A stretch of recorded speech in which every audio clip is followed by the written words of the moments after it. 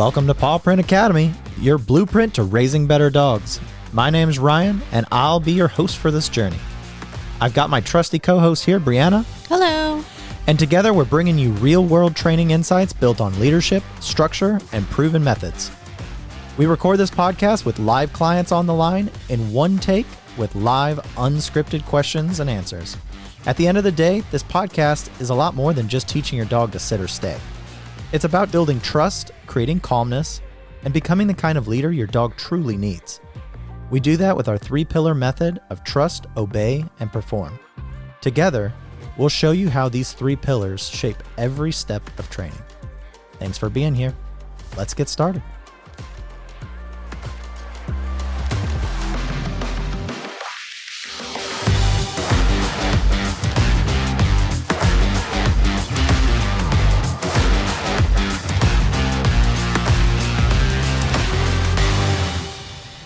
Hey there, episode 36, Sleeping Rules, Bed vs. Crate, and what it teaches your dog. Catchy title, but this is one question we get a lot. Can I have my dog? Is it a problem if my dog sleeps in the bed with me? Yeah. Nope. If your dog doesn't have fleas or other random creatures that it has brought inside, nope, probably not.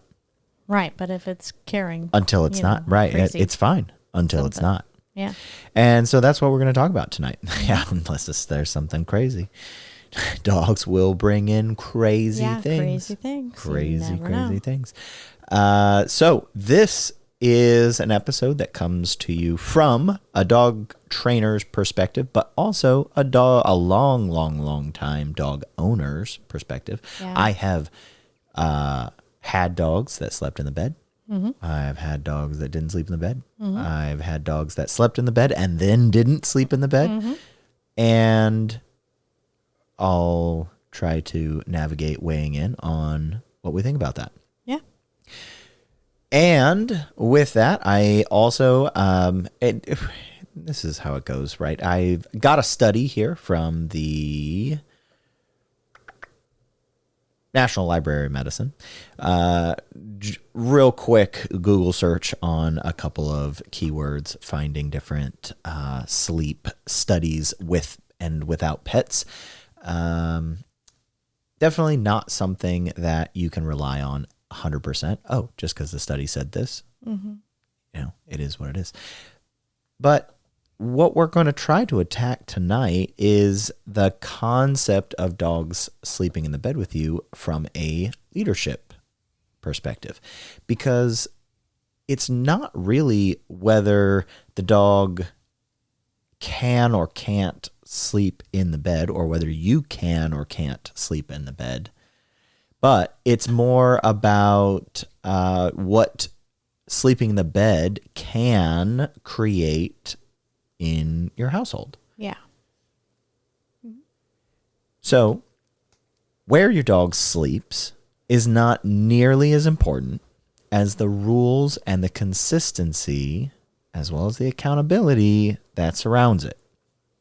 And this is something that we talk about all the time when we talk about leadership and the other things that go into dog training. Dog training overall is a constant, a constant conversation in the home about leadership. And the sleeping arrangements do not create like leadership, but an unclear boundary can definitely challenge your leadership. Yeah, 100%. Because it creates an inconsistent expectation that can create confusion. And any time that I have ever witnessed confusion in the home, I have also witnessed behavioral problems. Yeah, typically. And that might not be a unresolvable behavioral problem, but it could just simply be your dog blowing you off, giving you the finger as it runs out the door. It's like, nope, I'm done. Yeah. I'm out of here. Bye. There's a squirrel out there. A lot of squirrels. Gotta go. Yeah. You've seen the Facebook videos. They usually pop up on my feed about the dogs like counting the squirrels out there. No, I don't think I've seen the counting squirrel one. That's like 100 trees, and in each Oh, tree, yes. there's got to be 5 squirrels. Squirrel math. And so, Yeah. squirrel math. Yeah. Yeah. That is my Malinois. Yeah, that's every Nala time. Yeah, it's to Nala. a T. Every time she goes to the door, she's like, Yeah. there's got to be 657 squirrels At out there. least minimum. She's ready. So, She's like, I'm going to catch 412 before I have to get called back inside. right. We got to go. So, whenever you have motivation stacked against you, that typically is the door that then opens to the behavioral issues. And so we don't want to encourage that. Mm-hmm. So we're going to talk about how the bed plays a role in that, not the source, but it can play a role. Yeah. And specifically, it can play a role in the dogs who have resource guarding behavior. So when you're just going on about your life, your dog's been a perfect angel right up until suddenly your dog is now growling at you, another dog, or kids as they putter around their food bowl. Where did this come from? Well, it's impossible to say exactly, right, where it came from or what precipitated that exact exchange from a distance. However, as we start peeling back the onion and we start looking at all of the different things that go into the house, sometimes we find that the dog has claimed other things in the house as theirs. Mm-hmm. And now them growling or exhibiting some sort of verbal response in guarding or kind of telling off other people, beings, creatures, whatever, from their valuable resources is just an extension of their claimed space. And that is what we call resource guarding. And a lot of times when we start talking through resource guarding issues with owners, and we get into dogs fighting in the home, and we get into all of these things, I would say probably 8 times out of 10, we discover that the dog pretty much runs that house. Yep.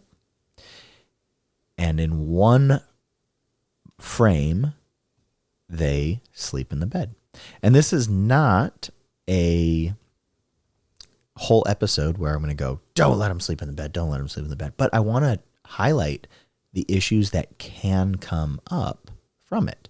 So, number one, the bed's not a problem, but entitlement is definitely a problem. Right. And if you live in the home with an entitled dog because you let them be that. Yeah. AKA spoiled. AKA spoiled. AKA I Stubborn. expect, right. Yeah. I do what I want when I want. This is what I do. No, I don't want to come. No, I don't want to this. I want to go outside. I want this. I'm I want that. uncomfortable. No, Right. thank you. Yeah. No. I don't do that. I'm gonna go And we over go, here. oh, he's they're so stubborn. Quirky. They're quirky. They're this, they're that. And we make all these excuses for them. Yep. But dogs sleeping on furniture or in the bed, it's not automatically like dominant or disrespectful, but it can very quickly become entitled. Mm-hmm. And that entitlement, here's the big red flag. That entitlement doesn't stop there. Yeah. And that is what I want you to understand. It's not that the bed is a problem. It's not that the couch is a problem. But entitlement is dangerous. Right. And entitlement comes in 2 different forms, I feel like. It comes in the form of somewhat aggression type based, or it comes in the form of hey, I just want this, right? Because my dog Gabe, perfect example of like a bed sleeper that would never be aggressive, but is just, he's a pushy dog, but not in an aggressive like way. But then you get the dogs that are on the aggressive side and it's a whole different story. Right. So it's not a single issue in isolation. Yeah. So problems arise when dogs believe that the access to the bed, the couch, their space, whatever that is in the home, is unconditional. Or they can also arise when dogs resist being forced into some different predicament, right? Whether moved, or they want something, or something of value is in one location and they want access to it. Those situations, when a dog believes that they should be allowed access, or they believe that that is unconditional, where they are entitled to that, this is where those problems start to come up. Because those things should be in the dog's mind as privileges. And they should stay that way. But a dog, let's say it a different way. When a dog's on the couch, a dog's on a bed, a dog's wherever, they should willingly move without conflict if you ask them to. Yeah. I think that we can all agree that there should not, and I think all sides of the dog training perpetuum should agree that we should not have conflict in the home. Mm-hmm. And that you asking your dog, hey, get down, shouldn't lead to a altercation. Yeah. So if we all agree on that, then if the dog is offended by the fact that you've asked it to get down, you have a problem. Mm-hmm.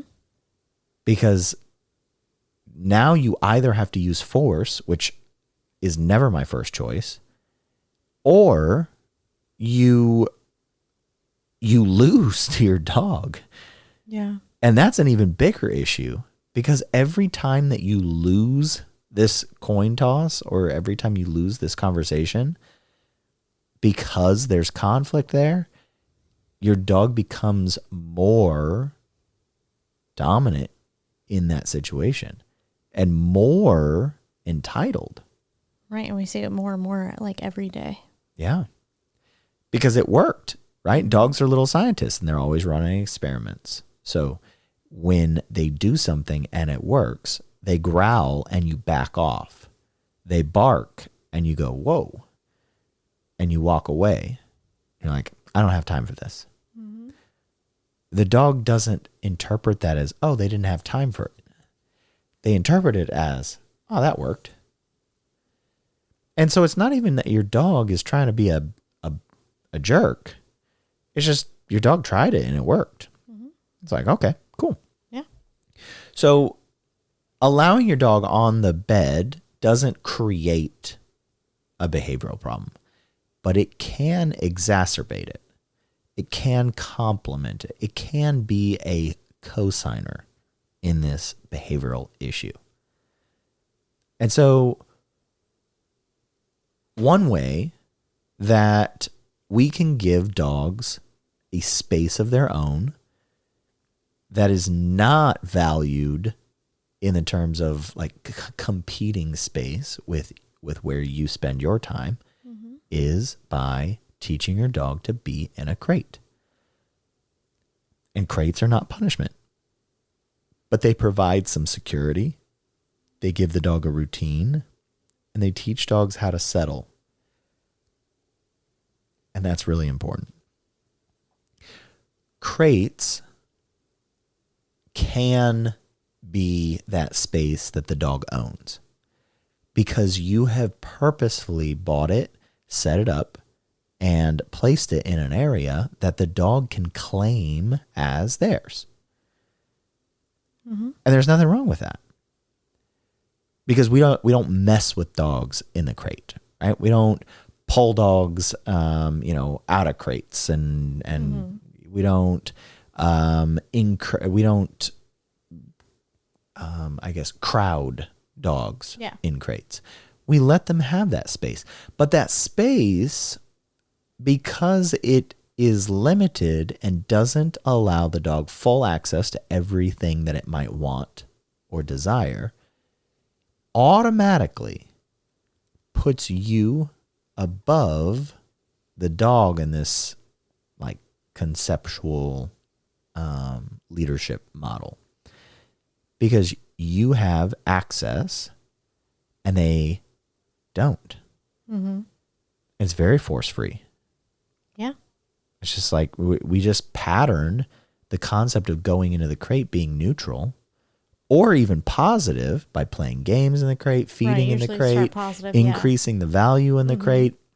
Yeah. We get the dogs riled up and excited and all these things, and we get them in their crates and we let them settle, and they learn that the crate is a relaxing space. Yeah. By patterning that, you create a very good association to it instead of bad. Dogs that never learn to be comfortable by themselves can often struggle with all sorts of things. And we've talked about these on previous podcasts.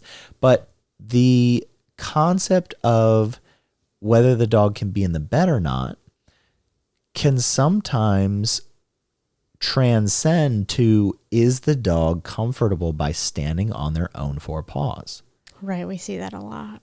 And a dog that's like, oh yeah, I'm just going to lay down here even though you're up there, a lot of times exhibits, not 100%, nothing in dog training is 100%. I hate that whole concept. But there's a lot of dogs that show by them kind of being off on their own and by themselves, they show a higher level of confidence compared to the Velcro dog. It's like, oh, you're sleeping up there. I got to come up here. Yeah. That can be the precursor to separation anxiety. That can be a very clear indication of poor impulse control. And you got to watch out for that. You got to look for it. If your dog cannot, here's another thing. I didn't even write this down in my notes, but this just kind of popped up into my head. You know where I see a problem with a dog laying or sleeping in the bed? Can your dog not sleep anywhere else? Yeah. Right? It's one thing. Oh, come on up here. Oh, good job. All right. And let's go to sleep. But what if they don't get invited up? Yeah. What if they have to sleep in a crate? What if they sleep on the floor? What if they sleep in a dog bed? What if they sleep in a dog house? What if they sleep in a whatever? Can they do it? Because I think that even with humans, a lot of times we draw the line at whether something is okay or not as to, can you live without it? And if you can't, most people ask more questions. They're like, what do you mean you can't live without that? Yep. Right? That's dependency. That's addiction. That's this. That's that. But it starts to kind of show the underpinnings of a either emotional or like a mental like imbalance, right? Of I can't do that. Yeah. Well, what do you mean you can't sleep anywhere else? Yep. Then it's a problem. Right. Then it's kind of by the definition, then it's a problem. Yeah. If your dog cannot relax anywhere else other than glued to you, that can be a problem. Yeah, most of the time, if your only option is option 1 and there's no 2 and 3, then yeah, usually there's an issue there. Yeah. So one more thing that crate gives you a great management tool also, though, in all of the random one-off circumstances, right? You've got to travel. You've got guests over. There's an emergency. Someone is ill or the dog is ill, right? When your dog is ill and running around the house, potentially, making messes everywhere, sometimes that's a really good time to put them in a crate so that they don't continue that destroying your house. But the illness, times when you just can't watch them, right? When you've got guests over, you've got something one-off, you're opening Christmas gifts, I don't know, something that where you're like, look, I just don't want you in the middle of everything. Yeah. If your dog can't ever go to a crate, maybe you should check out our crate training videos in the Paw Print Academy. All right. Now, let's jump into here. If you, some people are like, I don't care, I'm still sleeping with my dog. Okay, cool. That's fine. So they did a study on they were trying to prove or disprove the direct stress buffering effects of co-sleeping with pets on human sleep characteristics in a nationally representative sample of the United States adults. So what they did was they examined, watched, had questionnaires. They did the whole study, right? I'm not a scientist. I'm going to do the best I can here.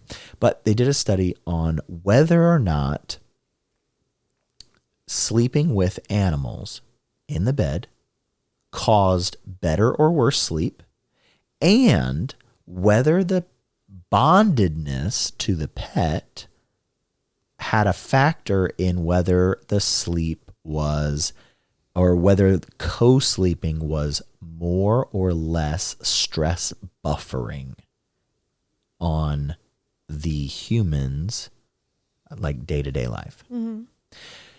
And I'm not gonna, I'll put the actual study like in the show notes if you want to take a look at it. But although the end state here was that co-sleeping with pets was associated with poorer sleep characteristics, specifically poorer perceived sleep quality and greater insomnia severity, because the pets are getting up all night. Right. You know, those toe beams are in your face. You know it. No person that's slept with a dog that I've heard has been like, oh, it's so great. I slept so good Every last person's night. like, they're in my neck. Their tongue is in my mouth. Their toenail is up my nose. Tell me it's so relaxing. Yeah, no. So nope. That's a no for me. So, and that's where I was going, right? So I've done this both ways, and I know I'm only one person. And but me too. I have done this both ways. And no. and no. I have also done this. I was at one time in my life, I was a very avid sleep tracker.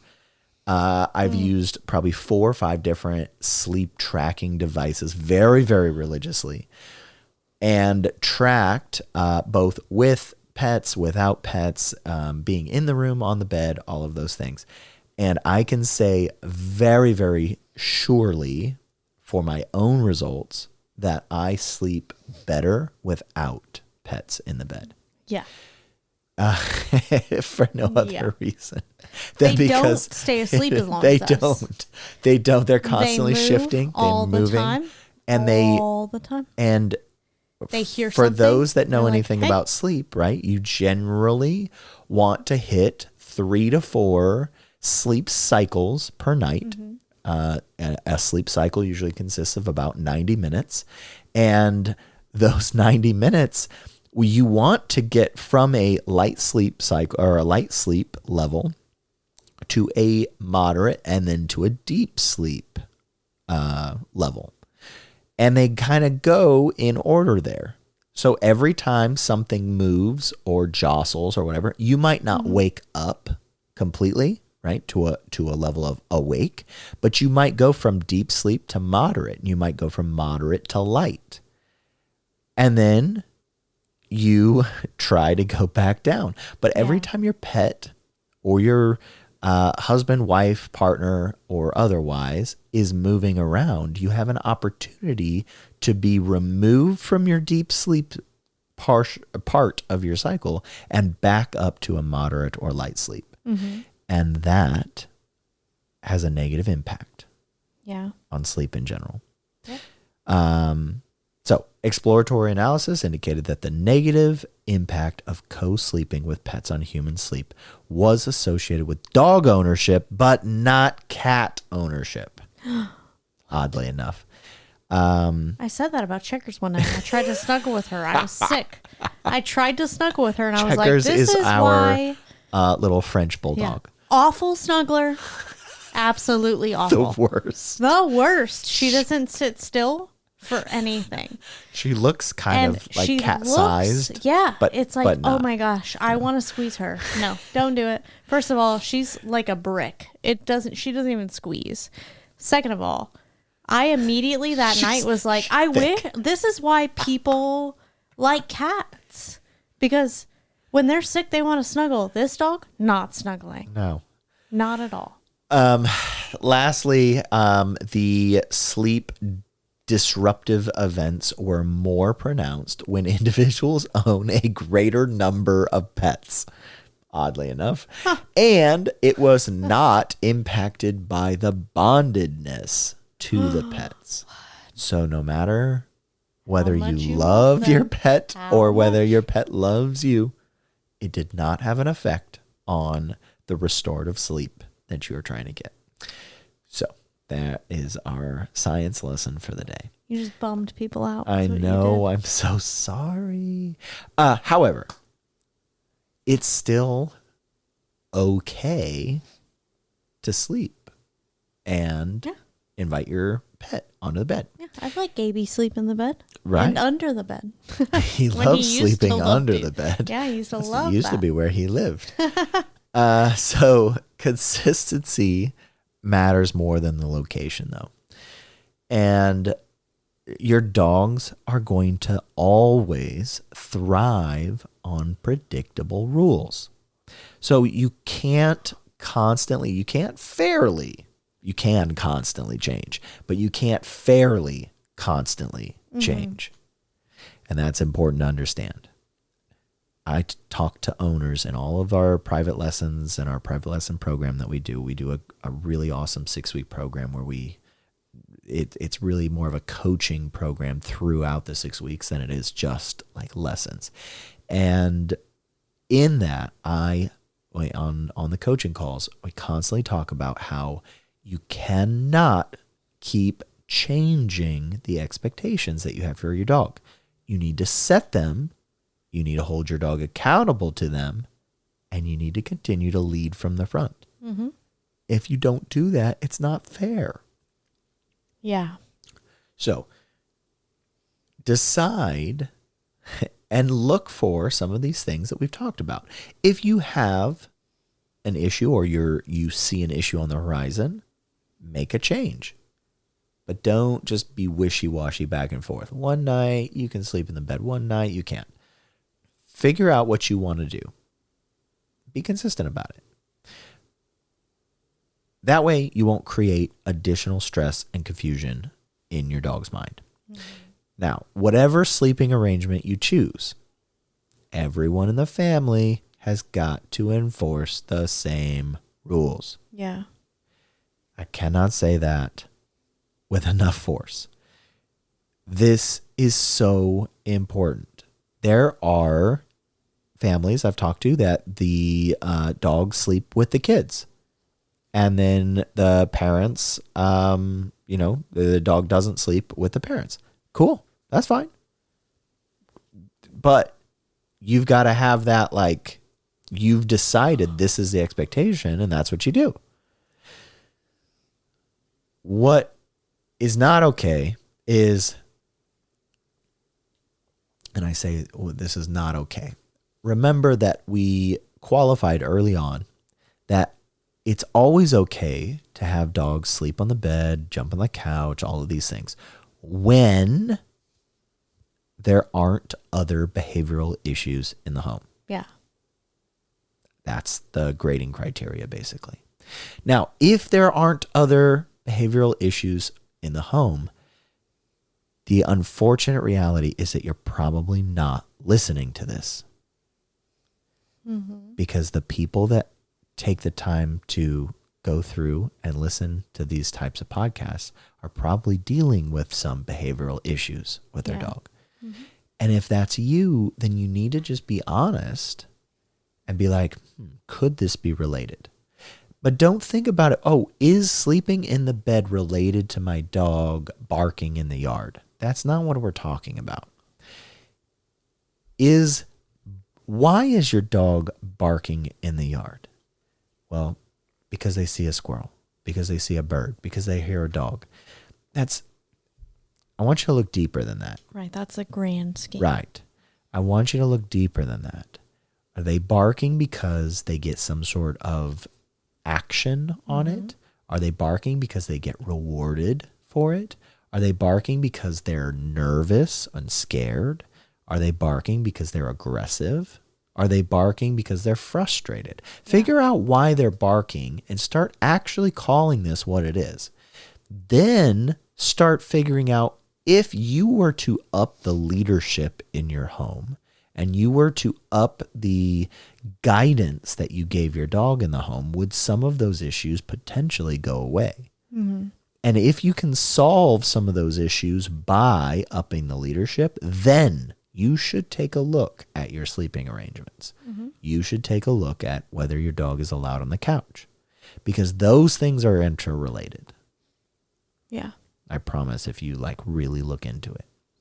So what we can't have, where I was going with this, is husband doesn't let the dog sleep in the bed, but when he travels for work, wife lets dog sleep in bed. Or vice versa, right? Those things, just as a classic example, it's one of those things that I've seen as I have done training in people's homes. So that's why I bring it up. That creates a mismatch in expectations and creates additional stress and confusion on the front of the animal when the husband or the partner that doesn't let the dog get in bed is home. Yeah.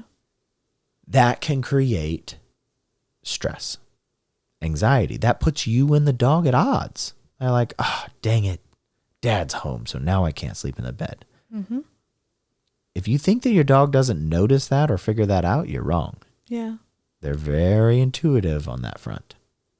So now freedom, i.e. sleeping in the bed or jumping on the couch or whatever, should always be earned through reliability and accountability. It's not granted just because your dog is cute and fluffy and soft and cuddly and because you feel guilty because the dog is young or because the dog had a bad day or because there's a thunderstorm outside. All of those things don't earn freedom. Freedom needs to be earned because the dog did the right thing. Yeah. Then you reward with that freedom, and that way you are the giver of the freedom. This keeps you on top in that leadership role. And it's not you are on the top and they're on the bottom, so then you're able to hold dominance over the dog. That's not the right concept. It's simply a concept of leadership. You can't lead from the back. You lead from the front. And you pull, you don't force, you don't push people forward to go through the door. You pull them. You guide them. You say, come with me, follow me. Let me show you. That is leadership.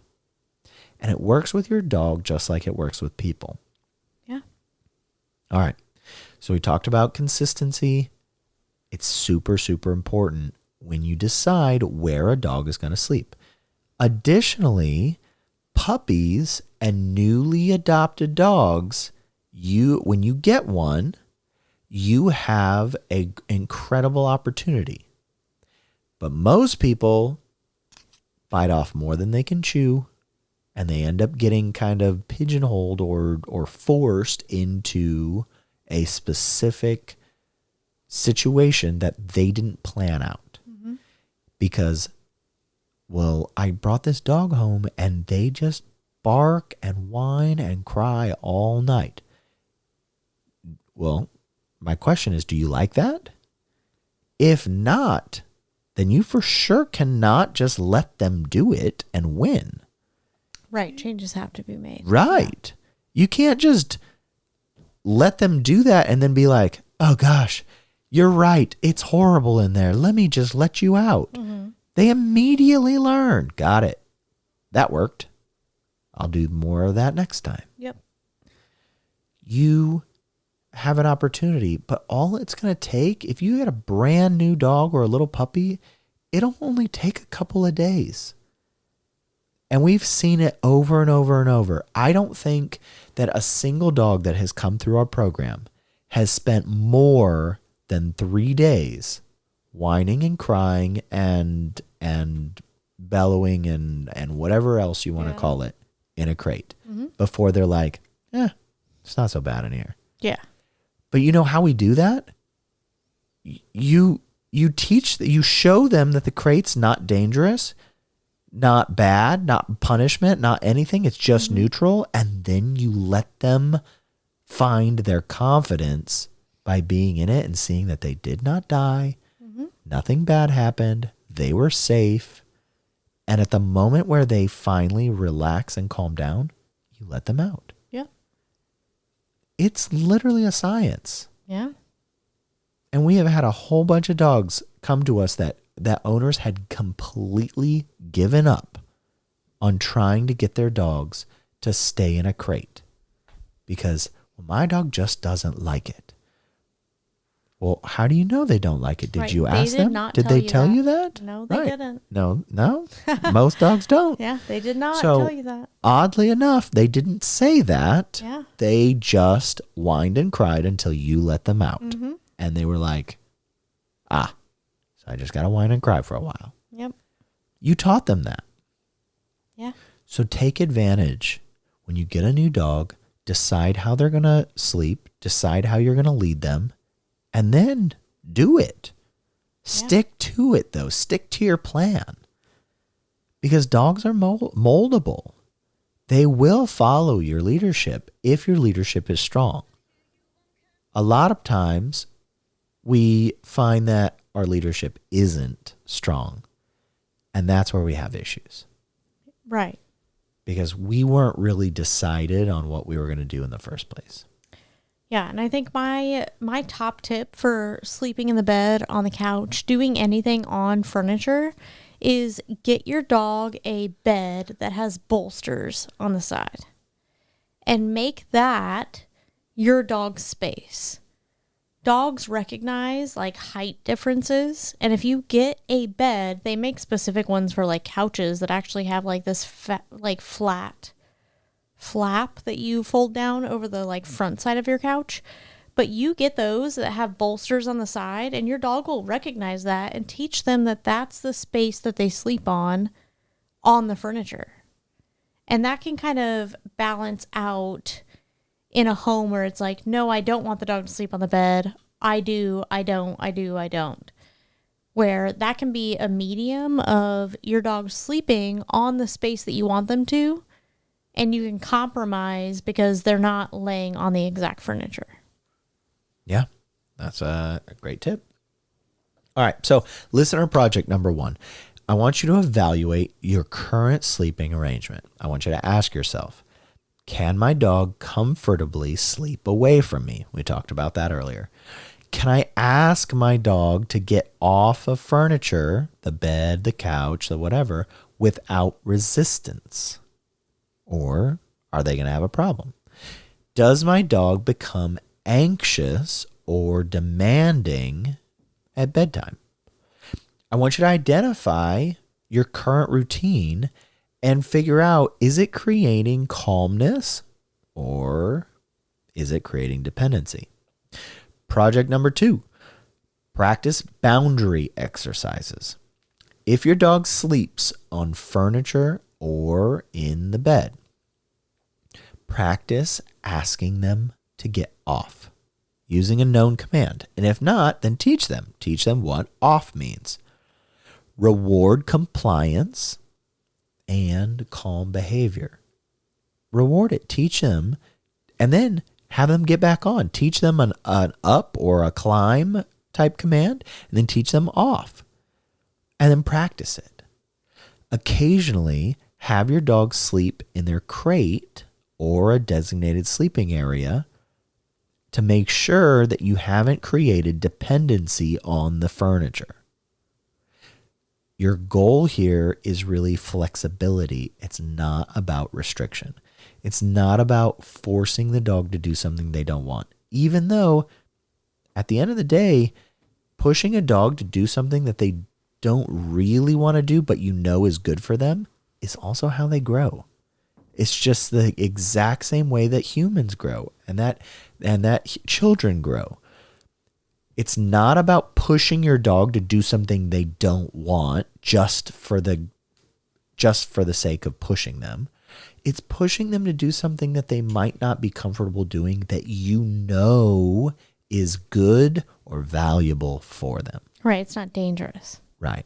That's where leadership comes in. All right.